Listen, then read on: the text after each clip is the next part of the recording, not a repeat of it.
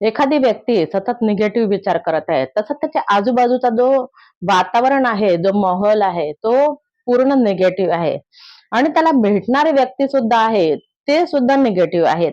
त्यानंतर त्याची जी एनर्जी आहे, त्याचा जो ऑरा आहे, तो सुद्धा निगेटिव्ह आहे. त्यामुळे काय होतं, की चांगले-चांगले होणारे कामं सुद्धा होत नाही. कारण मनामध्ये सतत निगेटिव्ह विचार असतात. तर यावर काय करायचं आहे?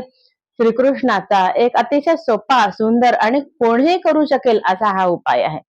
ज्या वेळेला आपल्याला अशी परिस्थिती उद्भवते, त्यावेळेला आपण काय करायचं आहे, की ओम नमो भगवते वासुदेवाय हा जप पूर्ण एक माळ म्हणजे 108 वेळेला शांतपणे बसून करायचं आहे.